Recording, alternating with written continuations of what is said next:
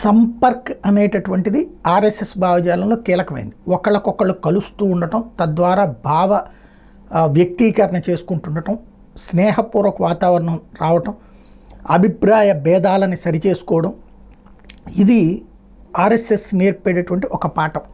అందులో నుండి పుట్టుకొచ్చినటువంటి వాళ్ళే భారతీయ జనతా పార్టీకి సంబంధించిన నాయకులు. అయితే ఈ సంపర్కం యొక్క ప్రధాన ఉద్దేశం ఏంటంటే ఎవరి భావన వాళ్ళకు ఉండాలి, ఆ భావాల మధ్యన ఉన్నటువంటి వైరుధ్యాలు దూరం చేసుకోవాలి, ఒక సమిష్టి వాతావరణం ఉండాలి, డెమోక్రటికల్ వాతావరణం ఉండాలి. కానీ ప్రజలు ఆదరించిన తెలంగాణలో భారతీయ జనతా పార్టీకి సంబంధించిన ప్రజాప్రతినిధులు, ఎంపీలు 8 సీట్లు ఇచ్చారు. తెలంగాణ చరిత్రలో అత్యధిక స్థానాలు గెలిచింది భారతీయ జనతా పార్టీ. 2 కేంద్ర మంత్రులు ఉన్నారు ఇప్పుడు. కానీ ఈ సంపర్కం అనే కాన్సెప్ట్ పోయి ఎవరి ఇగోస్ వాళ్ళది అన్నటువంటి కోణంలో నడుస్తోంది. వాస్తవంగా అధికారాన్ని అందుకోవాల్సిన టైంలో వ్యక్తుల యొక్క అహం కొంత ఇబ్బందికరం అవుతుంది.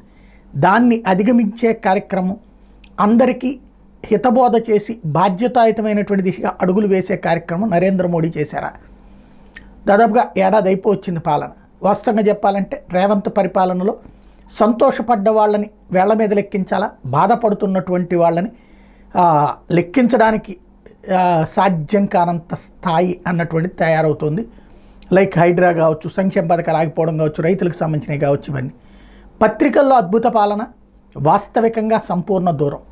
ఇలాంటి దశలో దాన్ని సద్వినియోగం చేసుకోవాల్సిన భారతీయ జనతా పార్టీ పక్కకెళ్తుంటే వెనక్కిపోయినటువంటి బీఆర్ఎస్ ముందుకొచ్చి నుంచుంటుంది. ఈ దశలో భారతీయ జనతా పార్టీ ప్రజాప్రతినిధులతో నరేంద్ర మోడీ భేటీ కావటం, దిశానిర్దేశం చేయడం అన్నటువంటి జరిగింది.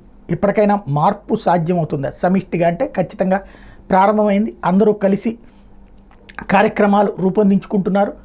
ముందు ఛార్జ్ షీట్లు పెట్టడం, ఏడాది పాలన మీదన అన్నటువంటి దాంతో కార్యక్రమం ప్రారంభిస్తున్నారు. ఒకటే తేడా అలా కావాల్సిందల్లా నాయకుల మధ్యన సమన్వయం, నాయకుల మధ్యన అభిప్రాయ భేదాలు దూరం చేసుకోవడం. అహాన్ని పక్కన పెడితే భారతీయ జనతా పార్టీకి భవిష్యత్తు ఉంది. కర్ణాటక తర్వాతన తెలంగాణ అక్కడ ప్రభుత్వ ఏర్పాటుకి అవకాశం ఉంది. బట్ ఆ దిశగా ఈ లోపుగా దెబ్బతీసుకోకుండా చూసుకోవాల్సి ఉంది.